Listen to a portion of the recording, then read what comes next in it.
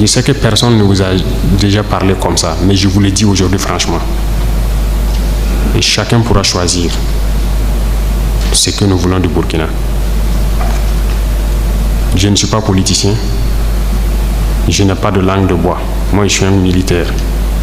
Et je préfère vous dire la vérité. Chacun est libre de prendre ou de laisser. Tout le monde roule dans sa voiture, tout le monde vit bien.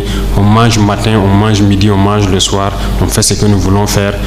On est libre de parler, de dire ce que nous voulons. C'est la démocratie, c'est le droit, c'est tout. C'est tout ce que nous connaissons à Ouagadougou. Mais allez-y les voir, les enfants qui ont la peau sur les os. Allez voir les vieillards qui meurent de faim. Allez voir ces femmes qui ne peuvent plus allaiter parce qu'elles n'ont plus rien dans le sein. Allez les voir, ne faisons pas semblant. Si nos journalistes n'ont pas le courage d'aller sur le terrain et vous ramener ces genres d'images, parce qu'on veut laver l'image du Burkina, je vous dis que c'est faux, ça existe. Quand je vous parle des gens qui mangent l'herbe, celui qui veut contester, je l'amène demain à les voir. Ça continue, ça n'a même pas cessé. Parce qu'on a pu ravitailler certains villages, mais d'autres pas encore, on est toujours en route. Aucun civil ne peut daigner même soutenir aussi avec des camions pour qu'on puisse être solidaire vis-à-vis de ces populations-là. C'est quelle intégrité? C'est quoi l'intégrité? Burkina Faso, c'est quoi? C'est ça qui nous a révoltés. Et on est toujours révoltés.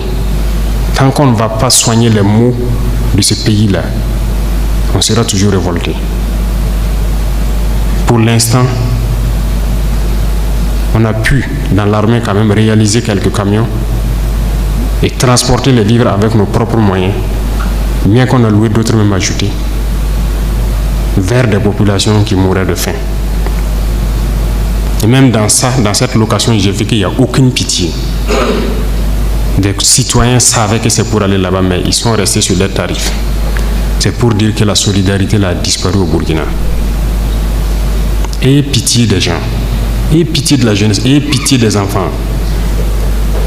Qu'est-ce qu'ils ont fait ces villageois-là pour que quand le soleil tombe, eux ils se retrouvent dans les grottes, dans les arbres, ils quittent le village. Et le matin, ils se pointent, ils regardent pour voir si tout va bien avant de revenir. Ils dorment dans la brousse. Ils ne peuvent pas dormir chez eux. On ne vous dit pas ces vérités. C'est la réalité du Burkina comme ça. On ne voit que nos villes.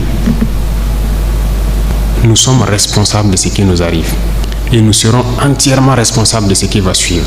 Soit c'est du bon ou c'est du mauvais. Ça dépendra de nos comportements dans le futur. Chacun n'a qu'à donner le meilleur de lui-même.